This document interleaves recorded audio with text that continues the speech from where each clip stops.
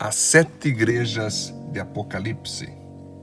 Toda pessoa que escreve uma carta tem como intenção uma pessoa ou um grupo de pessoas como destinatário.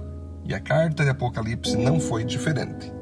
Apocalipse, como já sabemos, foi uma revelação dada por Jesus ao apóstolo João, que deveria escrever tudo o que estava recebendo da parte divina e entregar para o destinatário que Cristo ordenou.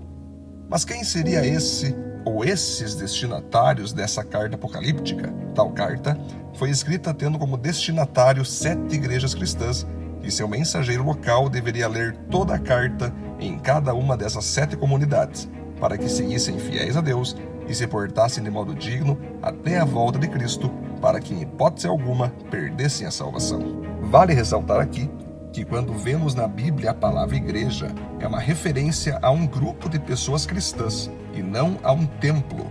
O apóstolo Paulo, em suas cartas, bem já ensinou que a igreja é o corpo de Cristo na terra, onde cada cristão é um membro desse corpo. A igreja, com todos os cristãos ao redor do planeta, é como se fosse o próprio Jesus amando, pregando e libertando pessoas através de pessoas que entregaram sua vida a Ele e assim se tornaram cristãs. Não é possível um cristão sozinho ser igreja, como muitos dizem, pois um cristão sozinho é apenas um membro desse corpo. Por isso bem disse Jesus que sua presença estaria onde tivesse 2 ou 3 reunidos em nome dele. É evidente que Deus se revela de modo individual para cada cristão, mas determinadas experiências, sinais e revelações são dadas pelo divino somente para a igreja, ou seja, onde tiverem 2, 3, 20, 50, 100, 500 cristãos ou mais reunidos em seu nome. Essas estruturas, com uma cruz no telhado que chamamos de igreja de modo errôneo, não passa de um espaço físico que é usado pelos cristãos, que são a verdadeira igreja, para cultuarem a Deus e ali servirem uns aos outros para crescimento espiritual através do louvor, comunhão e ensino da palavra. Tendo estruturas ou não tendo estruturas, qualquer lugar que um grupo de cristãos se reunir faz daquele lugar um templo de adoração a Jesus. Sabendo disso, quando aprendemos que João deveria enviar a carta de Apocalipse para 7 igrejas, era então para 7 grupos de cristãos que possuíam um espaço de reunião que certamente seria a casa de alguma pessoa e que estavam sendo lideradas e pastoreadas por alguém abençoado e liberado pelos apóstolos da época. Sabemos que existiam várias outras igrejas, além dessas 7, como as igrejas de Galácia, Corinto, Tessalônica, etc. Então, por que Apocalipse foi destinado para apenas essas 7 igrejas? Certamente porque eram 7 igrejas que estavam debaixo da liderança, pastoreio e apostolado de João, e também as que mais próximas estavam dos ataques cruéis e covardes do Império Romano. Outra coisa que precisamos entender aqui é que o número 7 representa a totalidade e a perfeição de Deus. Por isso, ao ser destinado para 7 igrejas, era o mesmo que dizer para toda a igreja de Cristo de todas as gerações até a volta de Jesus. Cada uma dessas igrejas, portanto, estavam situadas em 7 diferentes cidades. As cidades eram Éfeso, Esmirna, Pérgamo, Tiatira, Sardes, Filadélfia e Laodiceia. Iremos trabalhar cada uma dessas igrejas e a mensagem que foi direcionada a cada uma delas nos próximos capítulos. No momento, é importante entendermos que o Apocalipse não foi escrito para não cristãos ou pessoas de outras religiões, mas foi escrito totalmente e exclusivamente para pastores e cristãos daquela época, como também para todas as gerações que surgiram depois deles até os nossos dias que estamos vivendo.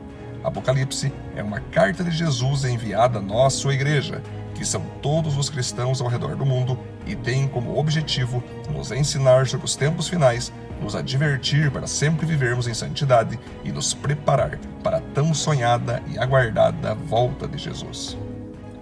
Na época de João, os romanos gostavam de cumprimentar uns aos outros dizendo graça, e os judeus gostavam de dizer uns aos outros shalom, ou seja, paz.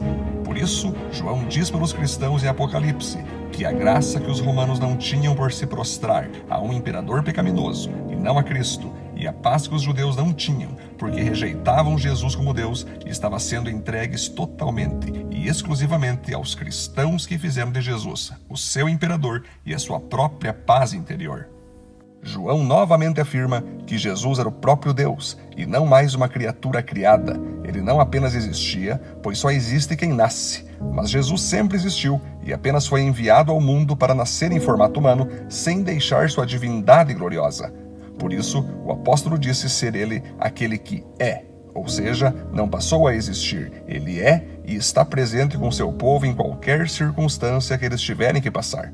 Aquele que era, que sempre esteve ao lado do Pai antes mesmo da fundação do mundo, e aquele que há de vir, ou seja, que um dia irá voltar à terra e levará sua igreja para os céus eternos, onde desfrutarão para sempre de sua presença e de suas bênçãos divinas. Muitos afirmam, baseado em convicções da tradição cristã, que os 7 espíritos diante do trono não seriam 7 espíritos de fato, pois existe apenas o Espírito Santo e o Espírito do homem, sendo que o restante das criações sobrenaturais são anjos, fazendo parte dessa lista, inclusive, Satanás e os demônios, que são anjos caídos.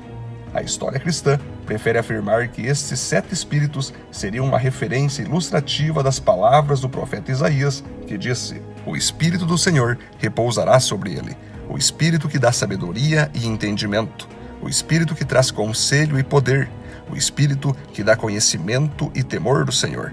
E ele se inspirará no temor do Senhor.